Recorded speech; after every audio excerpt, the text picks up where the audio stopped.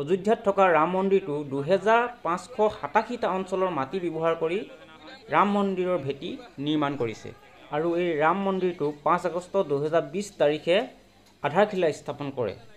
107 একৰ মাটি আগৰি ৰাম মন্দিৰ নিৰ্মাণ কৰি আছে। সুপ্ৰভাত সকলোলৈ। এতিয়া আমি গৈ আছোঁ অযোধ্যাত থকা ৰাম মন্দিৰ দৰ্শন কৰিবলৈ আৰু মোৰ চাৰিওফালে দেখিছে জনগণৰ যথেষ্ট ভিৰ। ভাৰতৰ বিভিন্ন ৰাজ্যৰ পৰা লোকসকল আহিছে ৰাম মন্দিৰ দৰ্শন কৰিবলৈ। যেহেতু ৰাম মন্দিৰৰ ভিতৰলৈ কোনো ধৰণৰ ইলেক্ট্ৰনিক বস্তু বা পানী বটল পেকেট একো বস্তুৱে মানে নিবলৈ দিয়া নহয়, গতিকে আপোনালোকক যিমান পাৰোঁ মই ৰাম মন্দিৰৰ চাৰিওফালে থকা পৰিৱেশটো আপোনালোকক দেখাবলৈ চেষ্টা কৰিম। এয়া হৈছে ৰাম মন্দিৰলৈ যোৱা পথ।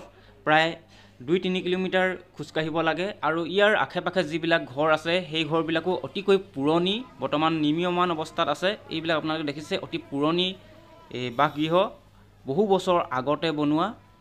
অযোধ্যাত চাৰিওফালে বৰ্তমান কুঁৱলীময় পৰিৱেশ, ভালকৈ মনিব পৰা নাযায়। দিনৰ প্ৰায় 10-11 বজালৈকে মানে কুঁৱলী পৰি আছে। বৰ্তমান সময়ত ৰাম মন্দিৰ সম্পূৰ্ণ হৈ উঠা নাই আৰু কিছু বছৰ পিছতহে সম্পূৰ্ণ হৈ উঠিব সকলোখিনি।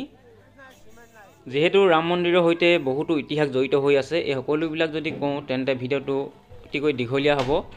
আৰু মন্দিৰৰ নিৰ্মাণৰ ক্ষেত্ৰত মানে আটাইতকৈ গুৰুত্বপূৰ্ণ নতুন বৈজ্ঞানিক কৌশলবোৰৰ ভিতৰত এটা হৈছে মানে ইয়াৰ ভেটিটো।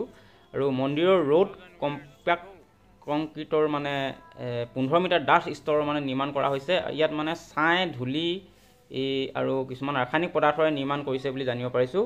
আৰু মুঠ 56টা মানে স্তৰ মানে এনেকুৱা ধৰণে বনাইছে। এয়া হৈছে ৰাম মন্দিৰলৈ যোৱা মূল প্ৰৱেশদ্বাৰ। মোৰ পিছফালে দেখিছে বৰ্তমান নিৰ্মীয়মান অৱস্থাত আছে, সম্পূৰ্ণ হৈ উঠা নাই। সেইফালেদিয়েই মূল গেট হ'ব আৰু সেইফালেদিয়েই ৰাম মন্দিৰৰ ভিতৰলৈ যোৱাৰ পথ নিৰ্মাণ কৰি আছে। আৰু মোৰ পিছফালে দেখিছে কিছুমান নীলা নীলা বক্স, আৰু সেই বক্সবিলাকতেই মানে আপোনাৰ জোতা বা চেণ্ডেলসমূহ থৈ যাব লাগিব।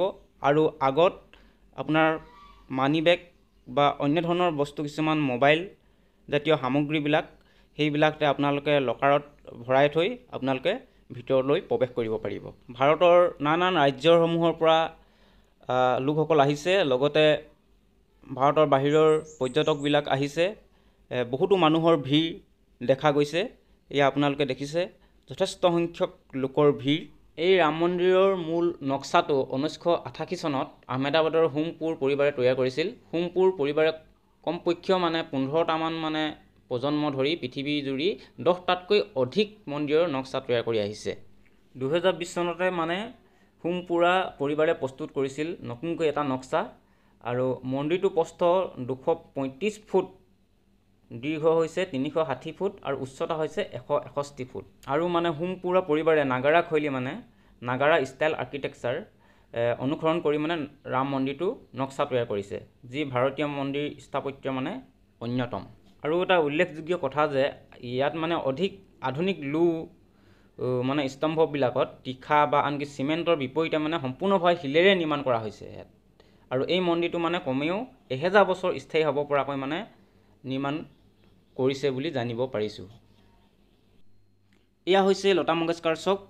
ভাৰতৰ এগৰাকী মহিয়সী নাৰী লগতে সুকণ্ঠী গায়িকা লতা মংগেশকাৰ নামত এই চকখন নিৰ্মাণ কৰিছে। আৰু এই বীণাখনৰ ওজন প্ৰায় 13 টন, লগতে উচ্চতা হৈছে প্ৰায় 40 ফুট।